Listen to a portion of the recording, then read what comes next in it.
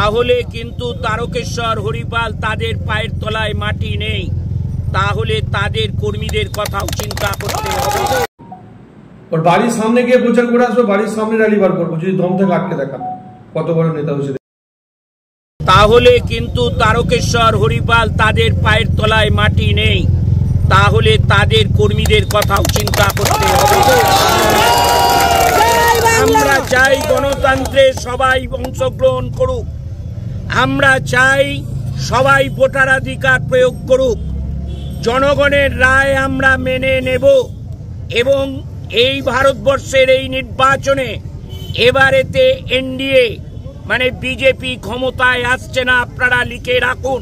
তাই এরা এতটা অত্যাচারী হয়ে উঠেছে।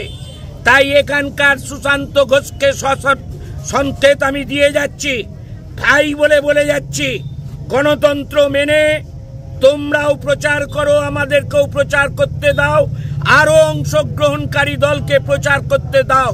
তুমি যদি মনে করো এটা তোমার খাস তালুক, তাহলে এই আরামবাগের বাকি জায়গা আমাদেরও খাস তালুক আছে, সেখানেও তুমি তোমার কর্মীদের কিভাবে রক্ষা করবে দেখে নেবে।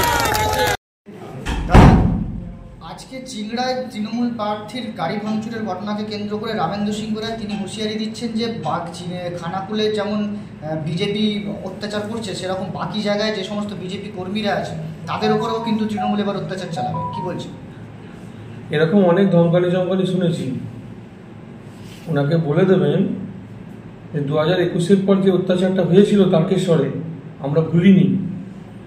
তাই 2024-এর পর যদি ঠিকঠাক থাকতে হয় তাহলে এখন থেকে নিজেকে সংযত করুন, নইলে আপনার ভাবে কষ্ট হচ্ছে। তিনি দাবি করছেন যে তারকেশ্বর এবং হরিপাল এলাকায় তাদের গ্রিপ বেশি।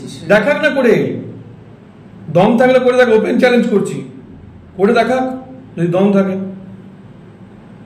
একবার তো করে দেখাক দম থাকলে। ওর বাড়ির সামনে গিয়ে প্রচার করে আসবো, বাড়ির সামনে র্যালি বার করবো, যদি দম থেকে আটকে দেখা কত বড় নেতা হয়েছে দেখুন।